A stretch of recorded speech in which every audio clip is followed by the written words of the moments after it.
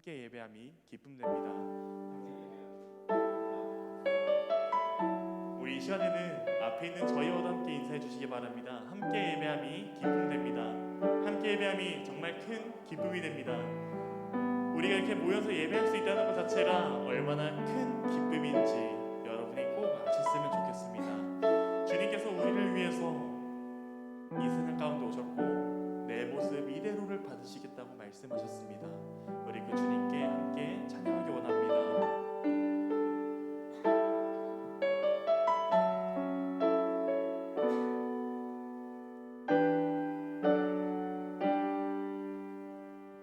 내 모습 이대로 내 모습 이대로 사랑하시네. 연약한 그대로 사랑하시네. 나의 모든 발걸음 주가 하시나니 날 인도하소서. 내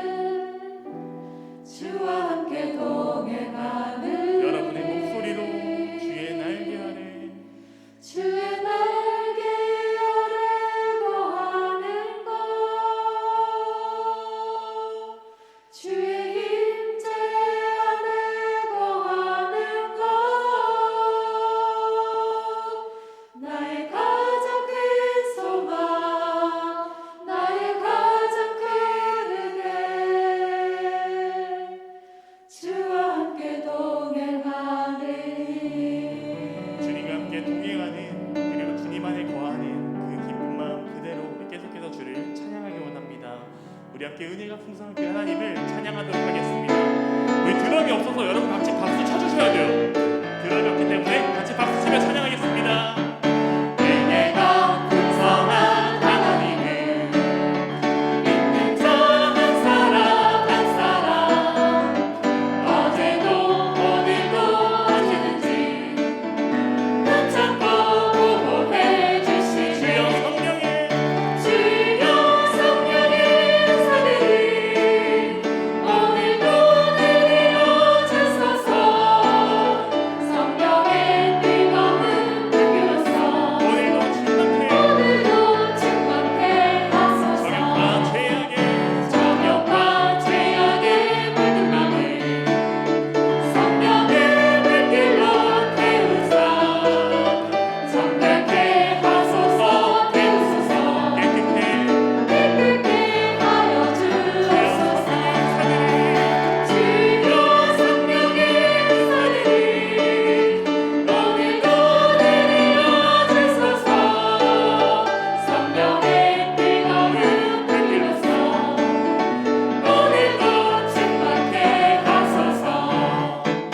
인생의 제물로 돌아가신 어린 양 우리 주 예수여, 그 속에 은혜를 내시사 오늘도 구원해 주소서. 주여 성령의 사들이 오늘도 내려 주소서. 성령의 뜨거운 불길로서 오늘도 충만케 하소서. 주님의 기쁘신 은혜만을 세상에 널리 전하리니 하늘의 능력과 거세로서 오늘도 지켜주옵소서. 주여 성령의 사들이 오늘도 내려 주소서. 성령의 뜨거운 불길로서 오늘도 충만케 하소서. 다시 한번 찬양하실 때에 1절과 2절을 이렇게 같이 부를 건데요. 그때 더 큰 박수와 더 기쁜 마음으로 함께 부르도록 하겠습니다. 우리 1절로 찬양합니다. 은혜가 풍성한 하나님을 믿는 자 한 사람 한 사람, 어제도 오늘도 언제든지 깜짝 우리 2절로 찬양합니다. 정욕과 죄악에 물든 맘을 성령의 불길로 성령의 불길로 정결케 하소서. 태우소서. 정결케 하소서. 태우소서. 깨끗게 하여 주옵소서. 깨끗게 하여 주여 성령의 은사들이 오늘도 내려 주소서. 성령의 뜨거운 불길로서 오늘도 정말 3절로 찬양합니다. 희생의 제물로 돌아가신 어린 양 우리 주 예수여, 그 속에 은혜를 내시사 오늘도 4절로 찬양합니다. 주님의 기쁘신 은혜만을 세상에 널리 전하리니 하늘의 능력과 권세로서 오늘도 입혀 함께 주여 성령의 은사들이 오늘도 내려 주소서. 성령의 뜨거운 불길로서 우리 계속 찬양합니다. 하나님의 자녀여, 하나님의 자녀여, 그의 찬송 부르며 밝고 거룩한 길로 기쁨으로 나아가 주의 보좌 앞으로 속히 들어가겠네. 주님께 우리 처음부터 찬양할까요? 찬송으로 보답할 수 없는 그 사랑, 주님께 영광 할렐루야. 기쁜 자매 모두 함께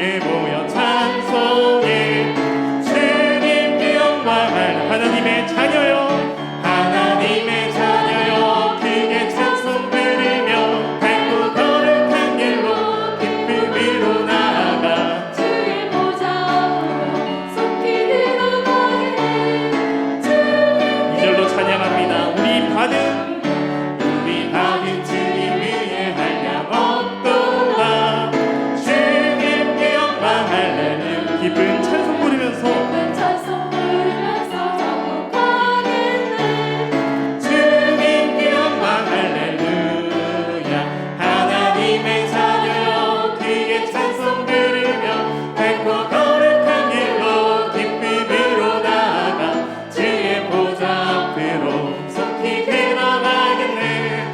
주님 그 영광. 우리 사절로 찬양, 3절로 찬양할까요? 잠시 후에 우리 모두 주를 보겠네. 주님 그 영광 할렐루야. 영광스러운 보좌 위에 거룩하신 주. 주님 그 영광 할렐루야.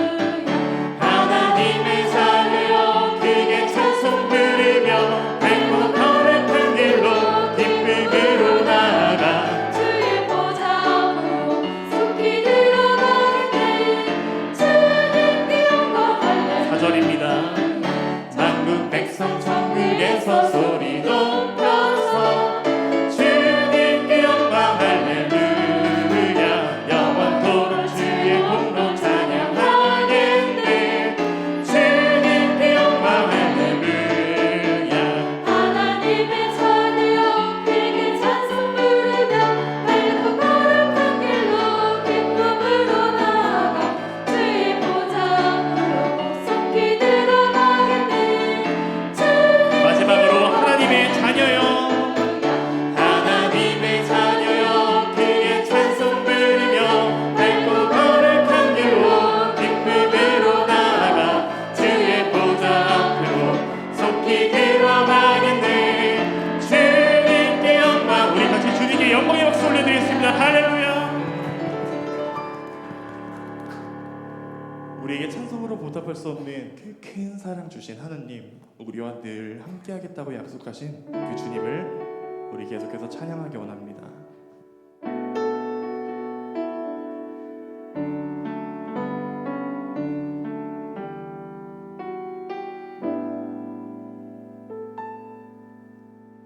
고단한 인생길 힘겨운 오늘도 예수 내 마음 아시네.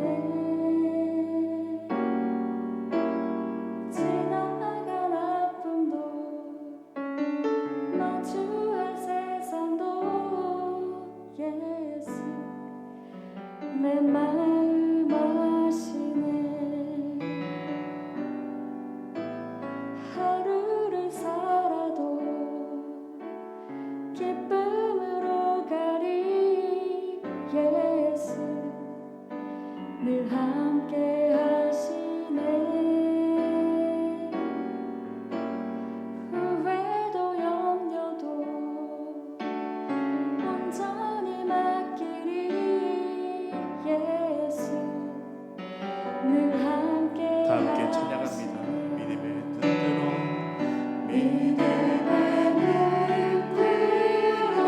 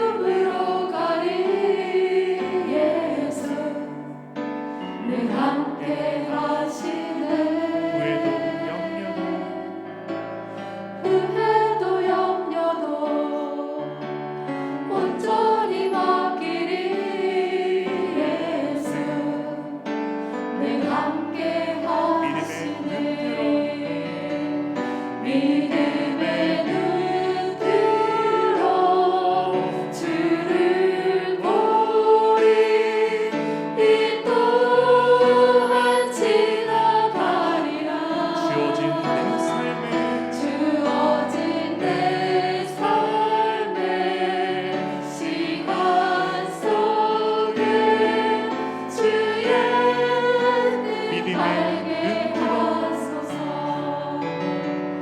믿음의 눈 들어 주를 보리. 이 또한 지나가리라. 주어진 내 삶에 주어진 내 그 시간들 속에 시간 속에 주의 우리 처음부터 다시 한번 찬양하기 원합니다. 고단한 인생길 힘겨운 오늘도 예수 내 마음 아시네. 지나간 아픔도 마주할 세상도 예수 내 마음 하루를 아시네. 살아도 하루를 살아도 기쁨으로 가리. 예수 늘 함께 하시네. 후회도 염려도 온전히 맡기리. 예수 늘 함께 하시네. 믿음의 눈 들어 믿음의 눈 들어 주를 보리. 이 또한 지나가리라. 주어진 내 삶 주어진 내 삶의 시간 속에 주의 우리 목소리 높여 찬양합니다. 믿음의 눈 들어 믿음의 눈 들어 주를 보리. 이 또한 지나가리라. 주어진 내 삶 속에 주어진 내 삶의 시간 속에 주의 마지막으로 믿음의 눈 들어 믿음의 눈 들어 주를 보리. 이 또한 지나가리라. 주어진 내 삶의 시간 속에 주의 우리 이 시간 함께 일으키게 됐으면 좋겠습니다. 이미 이 자리에 임재 계신 주님, 우리가 주님의 뜻을 알고자 이 자리 가운데 왔습니다. 이미 이 자리에 임재하셔서 우리 예배를 기쁨으로 받으실 그 주님, 이 시간에 마음 가운데 함께 해주시고 내가 이 시간 주님을 맞이하여서 주님의 뜻이 무엇인지 고백하고 주님의 뜻이 무엇인지 깨달아서 돌아갈 수 있는 그런 귀한 예배 시간이 될 수 있게 도와주시옵소서. 우리 계속해서 기도함으로 이 자리에 임재하신 주님을 맞이하도록 하겠습니다. 같이 기도합니다.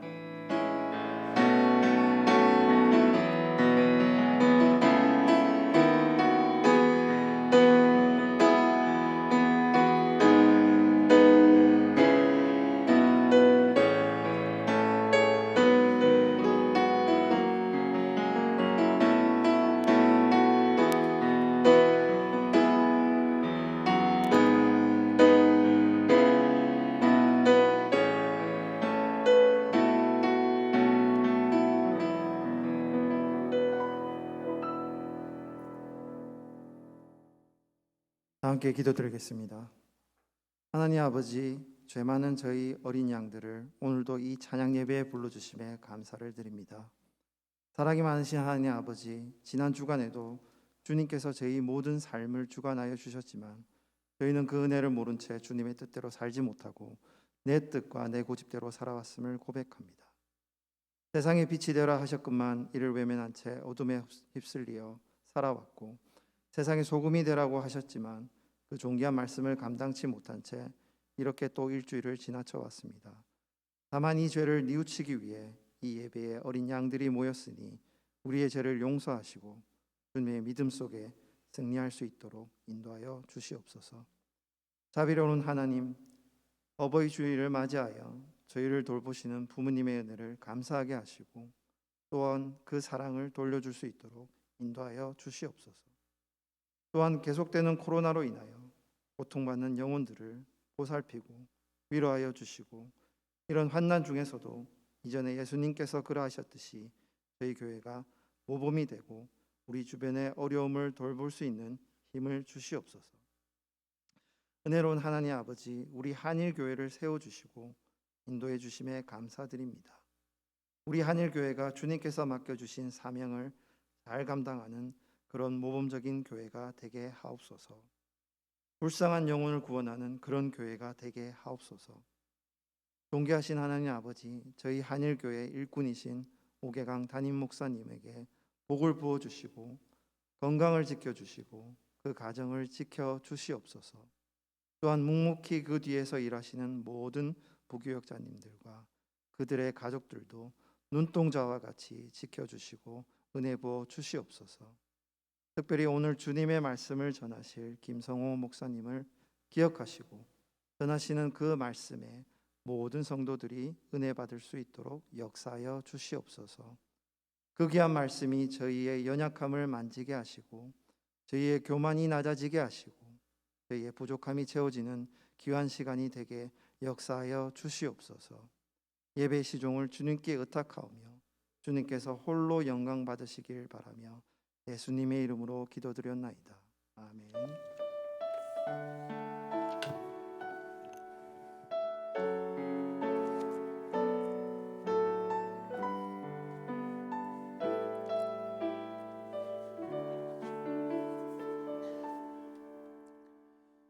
오늘 우리에게 주시는 하나님의 말씀은 사무엘상 14장 24절에서 35절 말씀입니다. 사무엘상 14장 24절부터 35절 말씀입니다. 한 절씩 교독하도록 하겠습니다. 이날에 이스라엘 백성이 피곤하였으니 이는 사울이 백성에게 맹세시켜 경계하여 이르기를 저녁 곧 내가 내 원수에게 보복하는 때까지 아무 음식물이든지 먹는 사람은 저주를 받을지어다 하였습니다. 그러므로 모든 백성이 음식물을 맛보지 못하고 그들이 다 수풀에 들어간즉 땅에 꿀이 있더라. 백성이 수풀로 들어갈 때에 꿀이 흐르는 것을 보고도 그들이 맹세를 두려워하여 손을 그 입에 대는 자가 없었으나 요나단은 그의 아버지가 백성에게 맹세하여 명령할 때에 듣지 못하였으므로 손에 가진 지팡이 끝을 내밀어 벌집에 꿀을 찍고 그의 손을 돌려 입에 대미에 눈이 밝아졌더라. 그때 백성 중 한 사람이 말하여 이르되 당신의 부친이 백성에게 맹세하여 엄히 말씀하시기를 오늘 음식물을 먹는 사람은 저주를 받을지어다 하셨나이다. 그러므로 백성이 피곤하였나이다 하니 요나단이 이르되 내 아버지께서 이 땅을 곤란하게 하셨도다. 보라 내가 이 꿀 조금 맛보고도 내 눈이 이렇게 밝아졌거든. 하물며 백성이 오늘 그 대적에게서 탈취하여 얻은 것을 임의로 먹었더라면 블레셋 사람을 살육함이 더욱 많지 아니하였겠느냐. 그날에 백성이 미마스에서부터 아얄론에 이르기까지 블레셋 사람을 쳤으므로 그들이 심히 피곤한지라. 백성이 이에 탈취한 물건에 달려가서 양과 소와 송아지들을 끌어다가 그것을 땅에서 잡아 피채 먹었더니 무리가 사울에게 전하여 이르되 보소서 백성이 고기를 피채 먹어 여호와께 범죄하였나이다. 사울이 이르되 너희가 믿음이 없이 행하였도다. 이제 큰 돌을 내게로 굴려오라 하고 함께 읽겠습니다. 또 사울이 이르되 너희는 백성 중에 흩어져 다니며 그들에게 이르기를 사람은 각기 소와 양을 이리로 끌어다가 여기서 잡아먹되 피채로 먹어 여호와께 범죄하지 말라 하라 하매 그 밤에 모든 백성이 각각 자기의 소를 끌어다가 거기서 잡으니라. 사울이 여호와를 위하여 제단을 쌓았으니 이는 그가 여호와를 위하여 처음 쌓은 제단이었더라. 아멘. 할렐루야. 아멘. 사무엘상하를 한마디로 요약하면 이렇게 요약할 수 있습니다. 하나님이 원하시는 지도자. 네, 이렇게 요약할 수 있습니다. 사무엘상하는 하나님이 원하시는 지도자가 누구인지를 분명하게 우리에게 말씀해 주고 있습니다. 그리고 이 지도자는 결코 혈과 육으로 되지 않는다라는 것을 알려줍니다. 사무엘상이 시작될 때 이스라엘의 지도자가 누구냐면 엘리라는 제사장이었습니다. 엘리 또한 좋은 지도자라고 말하기는 어렵죠. 아버지의 모습을 보아서 그런 것일까요? 엘리의 아들 홈리와 비느하스를 성경에서는 이렇게 소개하고 있습니다. 엘리의 아들들은 행실이 나빠 여호와를 알지 못하더라. 아멘. 엘리의 아들들의 행실은 이러했습니다. 하나님께 드릴 제물에 먼저 손을 댔습니다. 하나님께서 받으셔야 되는 제물을 먼저 손을 대어서 탐하고 그리고 하나님께 드렸습니다. 그리고 하나님의 여호와의 제사를 그렇게 하는 것은 여호와의 제사를 멸시하는 것이죠. 그리고 회막문에서 수종드는 여인과 굉장히 나쁜 관계를 맺었습니다. 그리고 아버지인 엘리의 충고조차도 전혀 듣지 않는 그런 아들들이었습니다. 사무엘은 이스라엘의 지도자가 되었습니다. 엘리가 이제 죽고 그 다음 지도자로 사무엘이 세워졌죠. 이스라엘을 너무나 잘 다스렸습니다. 영적 분기였습니다. 그러나 사무엘도 나이가 들어서 자신의 자리를 자신의 아들들에게 물려주게 되었습니다. 그 결과 어떻게 되었을까요? 엘리의 아들들은 그렇다 치더라도 훌륭한 아버지 밑에서 자랐으면 반만이라도 닮아야 하는 것 아닐까요? 그런데 성경은 그렇게 말하고 있지 않습니다. 이렇게 성경은 평가합니다. 그의 아들들이 자기 아버지의 행위를 따르지 아니하고 이익을 따라 뇌물을 받고 판결을 굽게 하니라 라고 말씀합니다. 엘리와 엘리의 아들들의 모습은 무능한 지도자와 무능한 지도자의 모습입니다. 그죠? 아버지도 지도자였고 아들들도 지도자였지만 둘 다 무능했습니다. 사무엘과 사무엘의 아들들은 유능한 지도자와 그리고 무능한 지도자였습니다. 사무엘의 다음 지도자가 누구냐면 사울입니다. 그렇죠? 그리고 사울의 아들은 요나단입니다. 사울과 요나단은 어떤 모습일까요? 무능한 지도자와 그리고 유능한 지도자의 모습입니다. 그래서 오늘 설교의 제목을 무엇이라고 했냐면 무능한 왕과 유능한 세자라고 이렇게 붙였습니다. 사울은 왕이고 그리고 왕의 아들이가 세자라고 얘기할 수 있잖아요.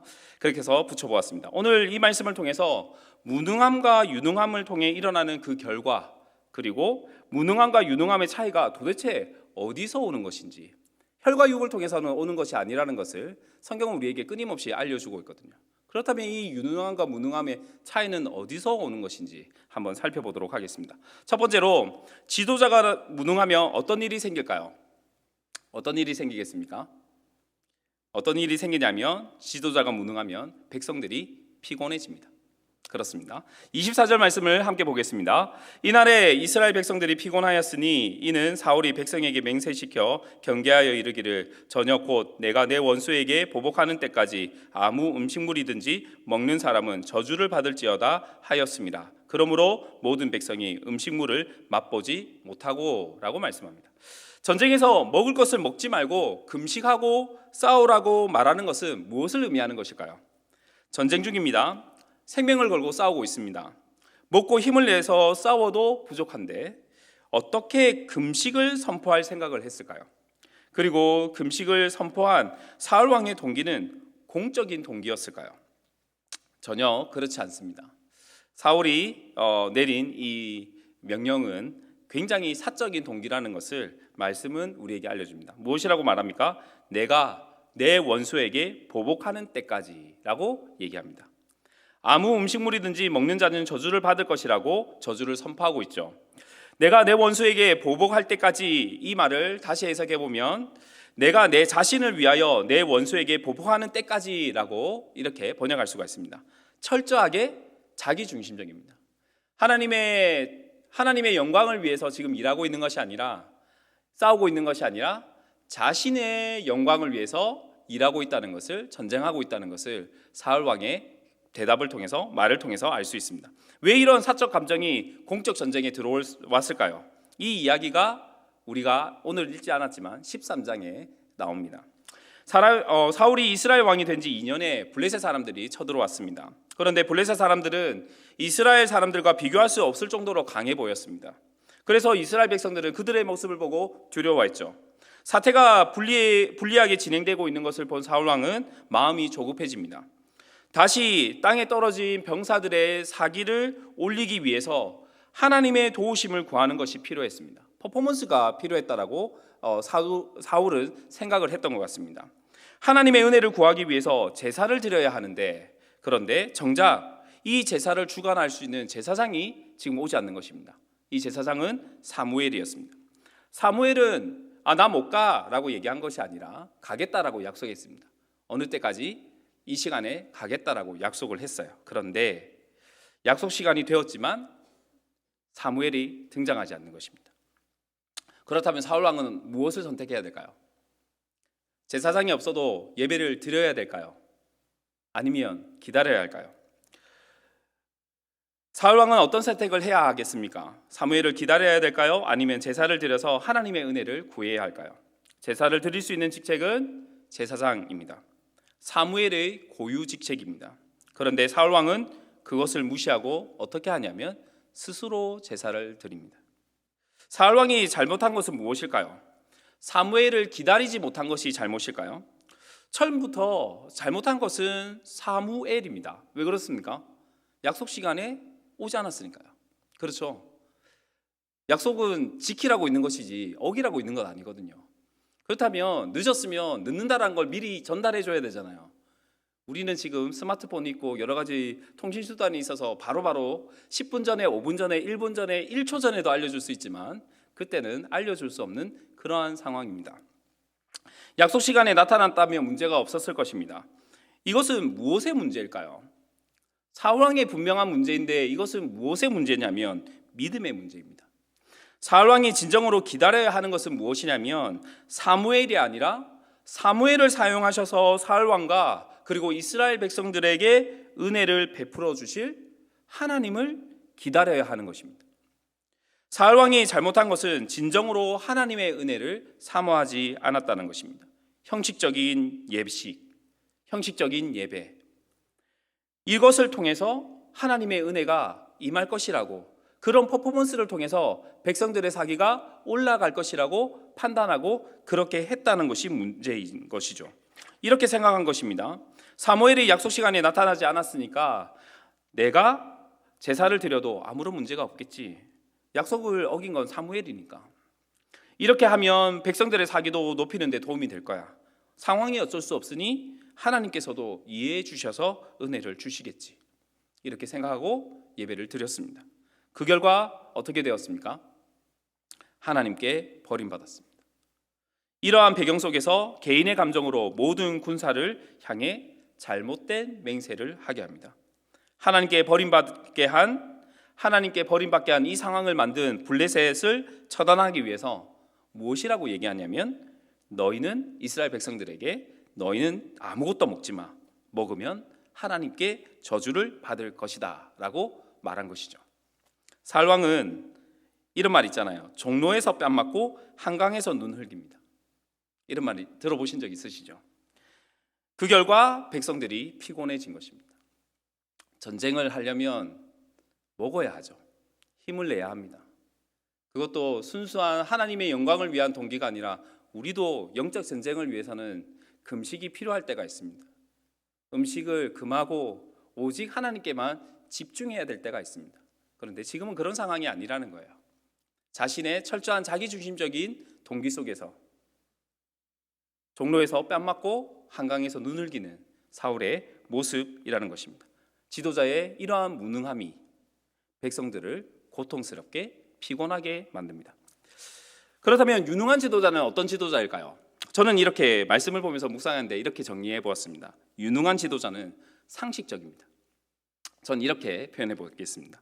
백성들의 피곤함이 더 안타까운 이유가 무엇이냐면 지금 전쟁의 승리 가운데 배고픔과 피곤함 때문에 더 많은 적들을 물리치지 못했다라는 것입니다. 지금 전쟁에서 패해가고 지금 사람들이 낙심하고 있는 이런 상황이 아니라 어떤 상황이냐면 전쟁에서 승리하고 있고 조금 더 음식을 먹고 힘을 냈으면 이 블레셋 사람들을 완전히 끝장낼 수 있는 그런 분위기였는데 배가 고파서 피곤해서 더 이상 적들을 물리치지 못하는 것이죠.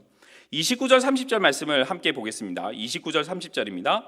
요나단이 이르되 내 아버지께서 이 땅을 곤란하게 하셨도다. 보라, 내가 이 꿀 조금을 맛보고도 내 눈이 이렇게 밝아졌거든. 하물며 백성이 오늘 그 대적에게서 탈취하여 얻은 것을 임의로 먹었더라면 블레셋 사람을 살육함이 더욱 많지 아니하였겠느냐라고 요나단이 말합니다.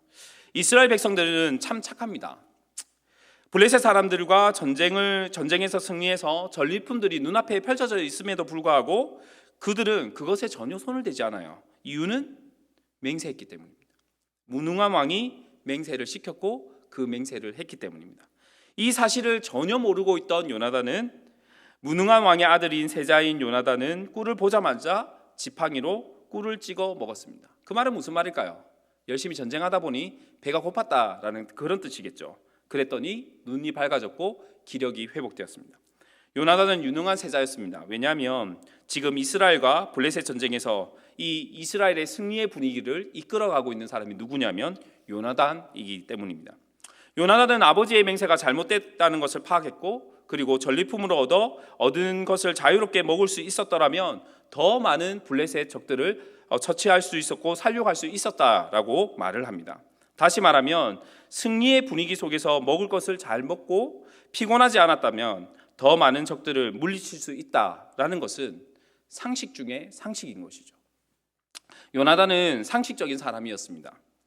그런데 단순히 육체적으로 육적인 상식만을 갖춘 사람이 아니라 영적인 상식도 갖춘 사람입니다.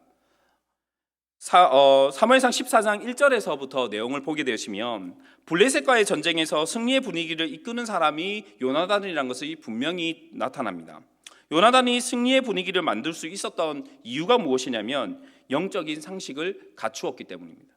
요나단은 자기의 무기를 든 소년과 단둘이 블레셋을 기습 공격하기 위한 계획을 세웁니다. 모든 이스라엘 백성들이 지금 블레셋 사람들을 보면서 두려워 떨고 있을 때 요나단은 기습 공격을 할 것을 감행하고 있죠. 그리고 요나단은 자기의 무기를 든 소년에게 이렇게 말합니다. 14장 6절은 이렇게 말씀해요. 요나단이 자기의 무기를 든 소년에게 이르되 우리가 이 할례 받지 아니한 자들에게로 건너가자. 여호와께서 우리를 위하여 일하실까 하노라. 여호와의 구원은 사람이 많고 적음에 달리지 아니하였느니라. 아멘. 이렇게 말해요. 요나단은 자기의 무기 든 소년에게 하나님에 대한 두 가지를 고백합니다. 첫 번째는 무엇이냐면 여호와께서 우리를 위하여 일하실까 하노라. 다른 하나는 여호와의 구원은 사람의 많고 적음에 있지 않다라는 것을 말합니다. 이 두 가지 고백은 한 가지 고백입니다. 무엇일까요? 이 전쟁의 주권은 누구에게 있다? 하나님께 있다는 것입니다. 요나단은 하나님께서 승리를 주실 것을 확신합니다. 확신하고 있어요. 단둘이 블레셋을 쳐들어가도 하나님께서 승리를 주실 것이라는 확신을 가지고 있습니다. 하지만 요나단은 내가 그렇게 믿으니까, 내가 그렇게 확신하니까 하나님께서 내 믿음대로 해 주셔야 된다라고 고백하지 않아요. 내 믿음대로 될 것이다 라고 고백하지 않아요. 무엇이라고 고백합니까? 나의 믿음대로 이루어 주실지 안 이루어 주실지는 하나님의 뜻에 있다라고 고백하는 것입니다. 이 말이 여호와께서 우리를 위하여 일하실까 하노라라는 뜻입니다. 요나단의 영적 상식은 무엇일까요?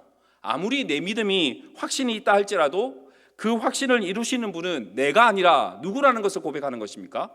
하나님이시라는 것을 고백하고 있는 것입니다. 요나단의 이러한 상식이 하나님께서 사용하시는 유능한 지도자가 되게 하였다라는 것이죠. 세 번째로 무능한 지도자는 무능한 지도자를 가지고 있을 때 백성들은 어떻게 되겠습니까? 피곤하면서 이제 범죄하게 되어집니다. 32절 말씀을 보시면 백성이 이에 탈취한 물건에 달려가서 양과 소와 송아지들을 끌어다가 그것을 땅에서 잡아 피채 먹었더니 라고 말합니다. 전쟁에서 승리하고 있었지만 배고픔에 지쳐있던 백성들은 고피 풀린 망아지가 되어버렸습니다.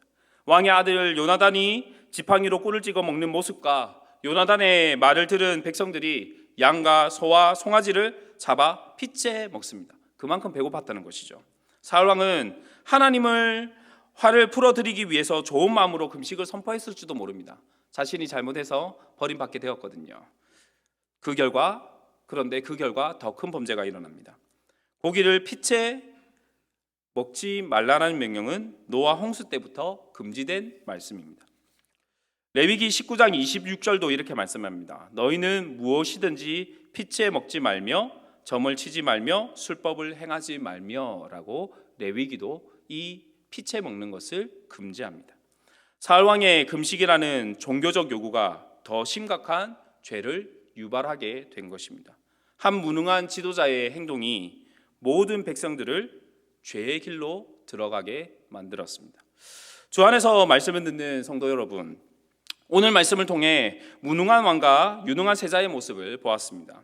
둘 다 하나님의 백성을 이끄는 지도자들이지만 그 모습은 너무나 다른 모습이에요. 이런 모습의 결과는 무엇 때문에 생기는 것이겠습니까? 무능함과 유능함의 차이는 어디에서 오는 것일까요? 분명한 것은 혈통으로 생기는 것은 아닙니다. 엘리와 엘리의 아들들, 사무엘과 사무엘의 아들들, 사울과 요나단을 통해서 분명하게 알 수 있습니다. 그렇다면 하나님의 무능한 지도자와 하나님의 유능한 지도자의 차이는 어디서 오는 것일까요? 상식에서 오는 것입니다. 특별히 영적 상식에서 오는 것이에요. 사울은 자신이 하면 된다라고 생각했습니다. 그래서 자신이 스스로 하나님께 제사를 드렸습니다. 그래서 자신이 전쟁 중에 금식을 선포했습니다. 하지만 요나단은 믿음의 확신이 있을지라도 그 모든 결정권을 하나님께 있음을 고백합니다. 하나님께서 승리를 주신다라는 확신이 있을지라도 그 승리를 결정하시는 것이 내 믿음이 아니라 하나님의 주권에 있음을 요나단은 고백하는 것이죠. 그래서 적진에 뛰어들 때에도 확신 가운데 하나님의 주권을 인정하고 전쟁 중에 먹어야 한다라는 상식적인 판단도 할 수 있는 것입니다. 영적 상식을 갖추시기를 바랍니다. 유능한 지도자는 결코 믿음이라는 명분하에 무모한 행동을 하지 않습니다. 확신 가운데 모든 주권이 하나님께 있음을 겸손히 인정하고 그분의 뜻을 구합니다. 겸손히 예수 그리스도를 주로 섬기는 저와 여러분을 통해 하나님의 백성들이 의와 진리의 길을 걸어갈 수 있기를 바랍니다. 주 예수 그리스도 안에서 유능한 하나님의 지도자들이 되셔서 여러분을 통해 교회의 모든 지체들이 하나님의 평화와 은혜와 승리를 고백할 수 있기를 주님의 이름으로 축복합니다. 아멘. 이 시간 함께 기도하겠습니다. 사랑과 은혜가 풍성하신 하나님 아버지, 우리에게 진정한 지도자이시며 우리에게 주인이신 예수 그리스도를 주심을 감사드립니다. 주님의 모습을 본받아 영적인 상식을 허락하여 주시고 하나님의 백성들에게 은혜와 평화를 끼치는 하나님의 사람이 되게 하여 주시옵소서. 감사합니다. 예수 그리스도의 이름으로 기도하옵나이다. 아멘.